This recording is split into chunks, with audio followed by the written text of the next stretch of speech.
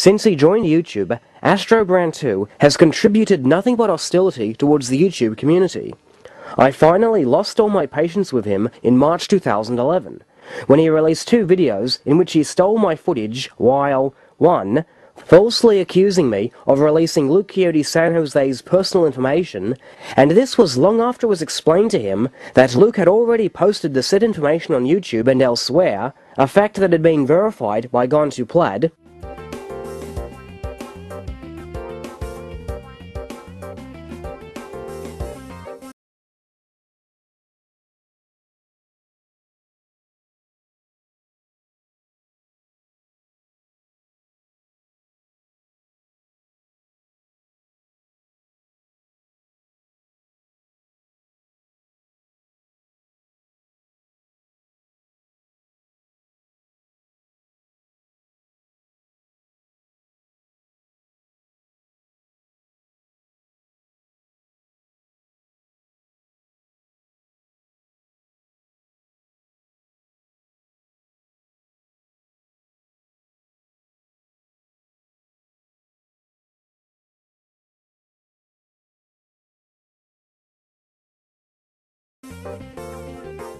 2. Trying to justify KJK's pasting my face into vaginas and calling my friends' ashes dirt, among other things, and alleging that my actions to have them taken down were fraudulent. KJK, on the other hand, has constantly and maliciously stolen his opponent's material and manipulated it for humiliation purposes. KJK was outright provocative. Let's have a look at his list of offences. Oh yes, let's do, as your list of offences provides some comic relief for my video. And let's see how many of them are matters of copyright infringement, keeping in mind that there is no law or rule prohibiting other people from copying material from your videos. Let's have a look at his list of offences.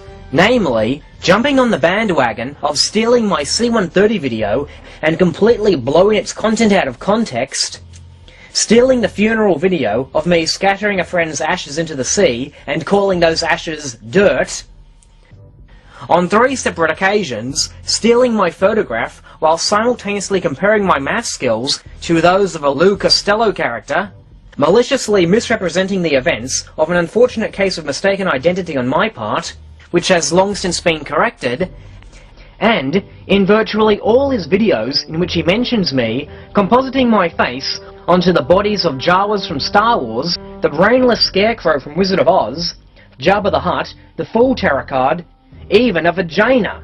Yes, a vagina. I am dead serious. There is nothing funny about that. It is just plain sick. Those are KJK's crimes. But let's count up real crimes. Khalil Jordan Kent, 0. Jarrah White, 10. 1 for every video you false DMCA'd. So since this competition is like golf where the low score wins, let's reward our winner, KJK, by playing a minute of one of his videos that you had illegally removed. Granted, KJK has an acerbic wit and roasted you and your ideologues pretty severely, but he is very talented and creative, and his videos were full of energy and clever humor, albeit a bit crude at times, and he did debunk some hoax claims. These videos took a lot of work, and you illegally censored them.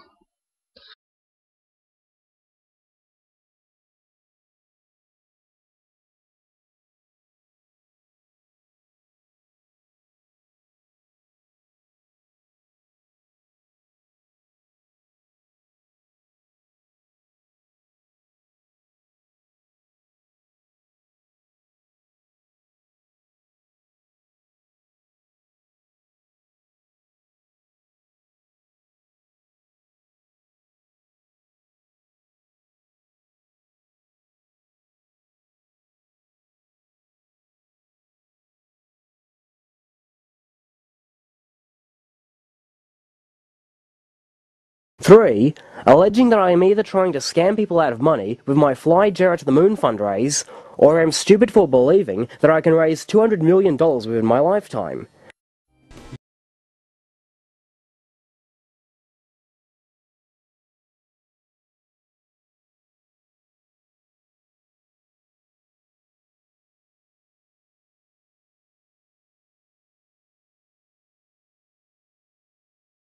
What were your grievances against us in the 3 videos you made in an attempt to justify your actions?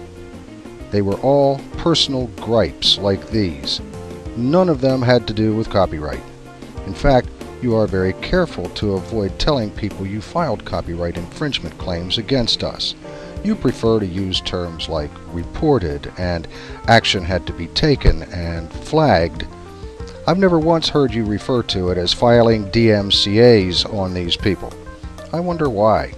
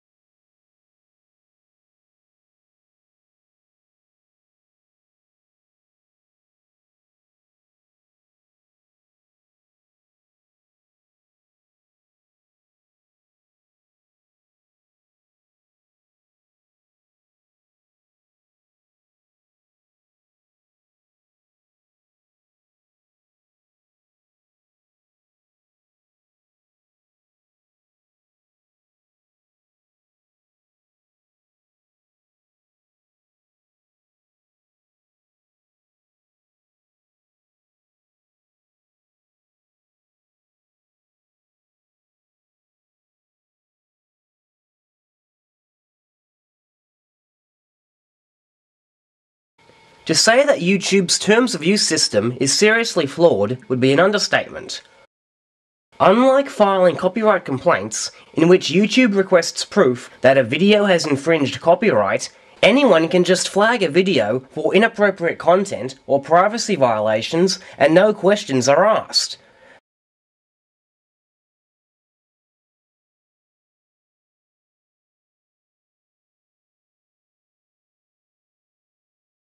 Just as it is also forbidden to steal someone else's copyrighted material and manipulate it purely for the purposes of defamation, ridicule, and harassment.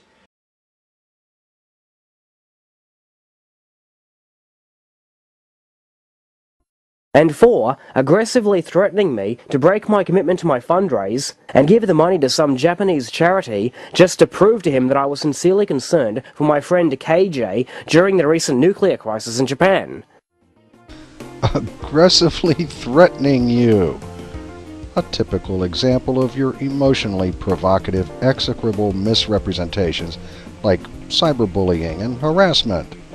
I'll let viewers judge for themselves from my video that you are referring to.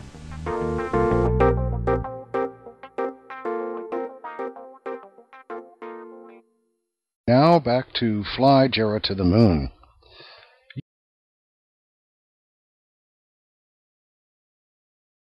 A few days ago, I was discussing the radiation hazards of the reactor's damage in Daiichi on Gontplad's video. I made this comment. Thought for the day. I can imagine Jarrah making some comment like, "Aha, so we see the propagandists do understand the hazards of radiation after all.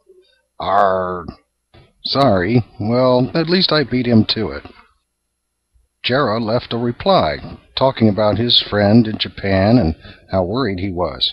I thought, this is odd coming to me from Jarrah, and then I got to the last 2 lines, which were clearly the whole reason for his post. Here was my response. Quoting him, "And you exploit the misery of the Japanese as part of your character attacks on people you disagree with. That's low, even for you." My response, "You are so full of crap. It has nothing to do with exploiting the misery of the Japanese, you whiny little melodramatic drama queen. It has to do with radiation and anticipating your next stupid comment." Now back to Fly Jarrah to the Moon.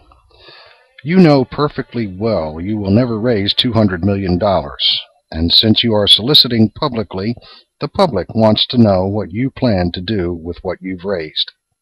I have a suggestion. an honorable solution.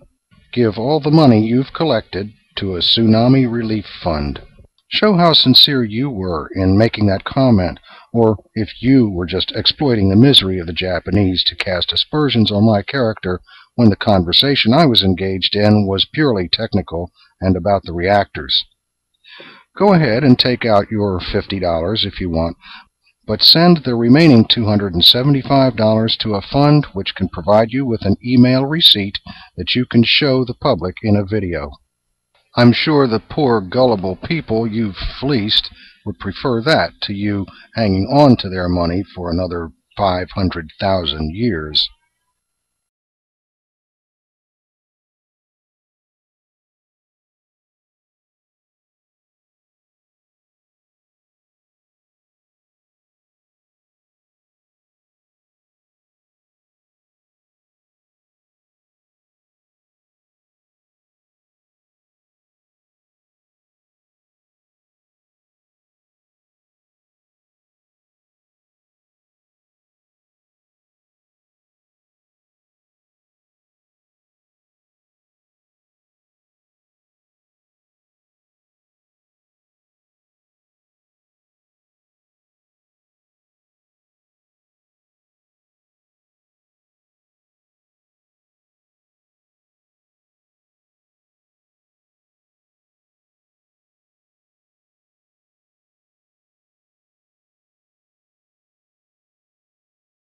In his response to my 32 questions video, not only did he dodge his way through the majority of my questions, he also photo-manipulated the video of me grieving and announcing Ralph Renee's suicide, pasted my and Ralph's faces into the showdown scene from The Good, the Bad and the Ugly to make it look like Ralph was shot by Clint Eastwood, made a veiled death threat that he'd, quote, feel good by shooting me repeatedly in the arse. That felt good. Which, again, has exactly what to do with copyright infringement. You made a video primarily asking me 33 questions, which you introduced with this. You've shot your 31, Astrobrant. Now it's my turn. That's what gave me the idea for the shootout theme.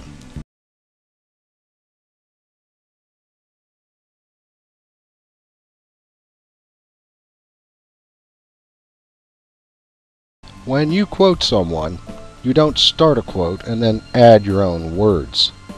Well, you might do that, but honest people don't. Here was the whole thing.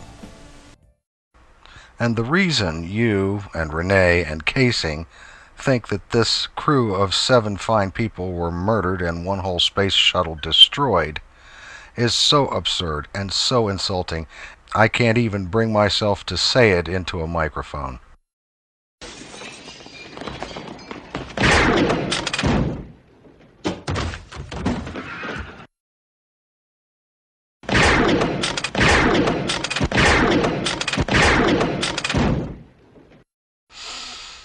That felt good. Made a veiled death threat that he'd, quote, feel good by shooting me repeatedly in the arse.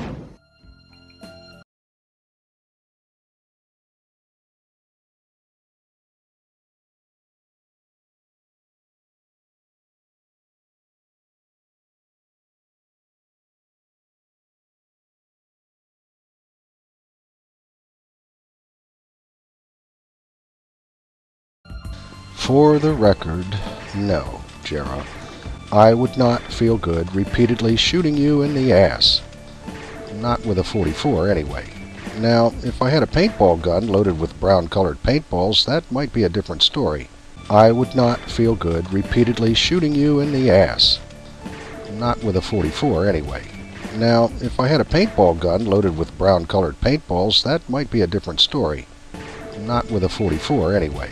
Now, if I had a paintball gun loaded with brown-colored paintballs, that might be a different story.